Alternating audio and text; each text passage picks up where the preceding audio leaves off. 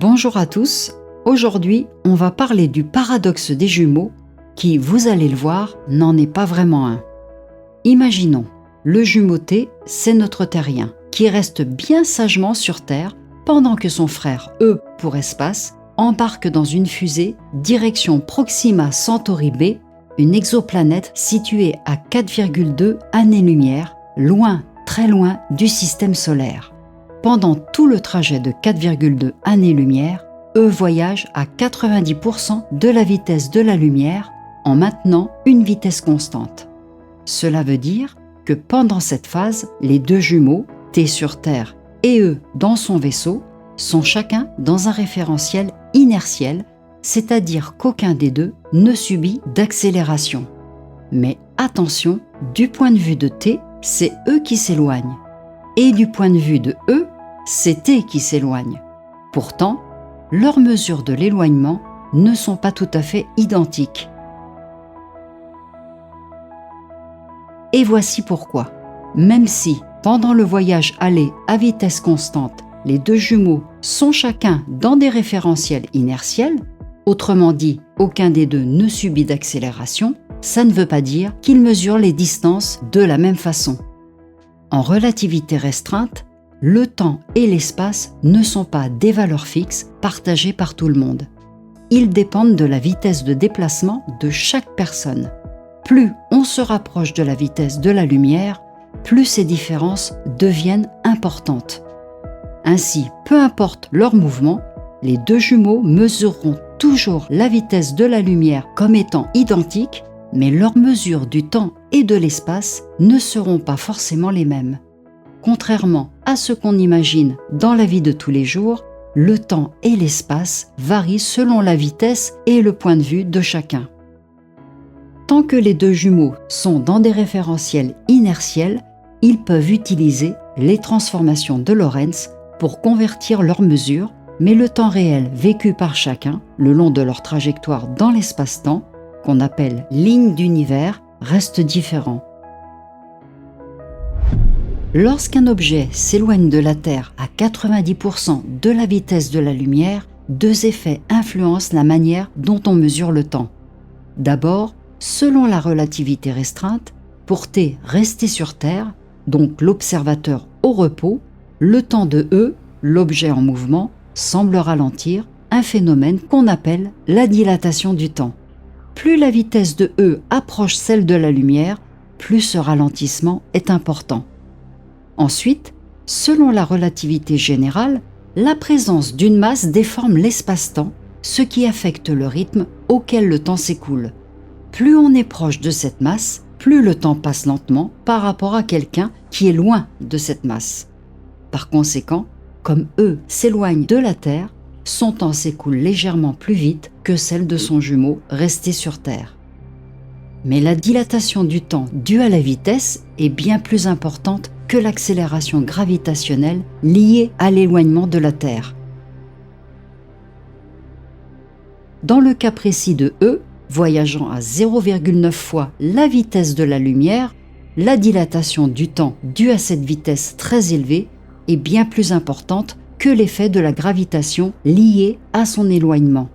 Son temps passe donc plus lentement, même s'il bénéficie d'une légère accélération temporelle à cause de la distance qui le sépare de la Terre. Avant même d'arriver sur Proxima, E est déjà plus jeune que son frère resté sur Terre. Chacun a son temps propre et sa façon de mesurer l'espace. T voit E s'éloigner à 0,9 fois la vitesse de la lumière et estime que le voyage dure 4,2 années. Mais pour eux, son temps propre s'écoule plus lentement sur la même distance à cause des effets prévus par la théorie de la relativité restreinte. Nous reviendrons sur le calcul exact tout à l'heure. Cette différence ne vient pas seulement de la vitesse, elle est aussi due à la notion de simultanéité relative. C'est-à-dire qu'un événement jugé simultané dans le référentiel de T ne l'est pas forcément dans celui de E. C'est là que l'asymétrie apparaît. Même si chacun voit l'autre s'éloigner à la même vitesse, leur façon de calculer le temps et l'espace ne sera pas la même. Du point de vue du terrien T, le voyageur E subit une dilatation du temps due à sa vitesse, son horloge avance donc plus lentement tout au long du voyage aller, par conséquent, il vieillit moins vite que son jumeau resté sur Terre. Du point de vue du jumeau voyageur, il voit le terrien s'éloigner à grande vitesse et donc perçoit aussi une dilatation du temps pour le terrien comme une symétrie apparente. Mais en réalité, une véritable asymétrie apparaît en raison de la simultanéité relative qui diffère entre les deux référentiels inertiels en relativité restreinte. En résumé, pendant l'aller, les deux référentiels restent inertiels pour cette phase, leurs mesures de temps et d'espace ne sont pas symétriques, le jumeau voyageur voit son temps propre ralentir. Cette asymétrie vient directement de la non-simultanéité, c'est-à-dire que ce qui est simultané pour l'un ne l'est pas forcément pour l'autre. Du coup, même sans aucune accélération, leur perception de l'éloignement diffère. On va faire une petite pause pour un calcul rapide, mais ça va rester très simple. Pour T, le trajet dure un peu plus de 4,6 années, car 4,2 divisé par 0,9 fait 4,67 années. Avec une vitesse de 0,9 c, le facteur de Lorentz, c'est-à-dire le coefficient qui quantifie le ralentissement du temps pour l'objet en mouvement, nous donne une valeur d'environ 2,29. Ensuite, on applique le facteur de Lorentz au temps propre de E pour calculer son temps vécu par la formule suivante. Donc, pour 4,67 années vécues par T, le temps propre de E est d'environ 2,04 années. Quand T vieillit de 4,67 années, E n'aura vieilli que d'environ 2,04 années. Tant que E maintient sa vitesse constante, son référentiel est similaire à celui de T, donc la situation est symétrique, malgré la déformation relative de l'espace et du temps perçus par chacun. Il n'existe pas de déformation unique de l'espace-temps qui désignerait un observateur comme détenteur du vrai temps ou du vrai espace. T voit l'horloge de E ralentir et E voit celle de T ralentir, chacun percevant une variation du temps et une déformation relative de l'espace-temps chez l'autre. Et il n'y aurait aucun paradoxe, ce ne serait que des effets relatifs. Pendant cette phase du voyage aller, E vieillit moins vite que T, mais dès que E commence à ralentir pour atterrir sur Proxima, tout change. Il n'est plus dans un référentiel inertiel car il subit une décélération. À ce moment-là, les équations simples de la relativité restreinte ne suffisent plus. Il faut alors utiliser des calculs beaucoup plus complexes qui prennent en compte cette décélération. Le déroulement du temps devient plus difficile à décrire simplement. Cette phase est cruciale car c'est elle qui rompt la symétrie entre les deux observateurs. Sur le diagramme de l'espace-temps, T reste sur une ligne droite, toujours dans le même référentiel. Mais E casse sa trajectoire chaque fois qu'il accélère ou décélère. Et c'est à ce moment que les lignes d'univers suivent des chemins distincts. Ce sont ces cassures qui expliquent pourquoi, une fois réunis, E est réellement plus jeune que T. Toutefois, si E voit les horloges de T aller plus vite ou plus lentement, son propre temps continue de s'écouler normalement. Après son atterrissage, E décide de rester une année complète sur Proxima. Pendant cette période, les temps propres des deux jumeaux s'écoulent normalement, chacun vieillissant d'une année car ils sont au repos l'un par rapport à l'autre. Cette pause d'une année ajoute simplement une durée identique à leur âge respectif sans modifier la différence d'âge déjà créée pendant le voyage aller. Lorsque E repart vers la Terre, il doit de nouveau accélérer pour décoller, ce qui le fait sortir encore une fois d'un référentiel inertiel. Cette nouvelle phase d'accélération brise à nouveau la symétrie avec le jumeau T resté immobile. À l'arrivée sur Terre, E est donc plus jeune que T. Calculons maintenant les âges de nos jumeaux après cet aller-retour.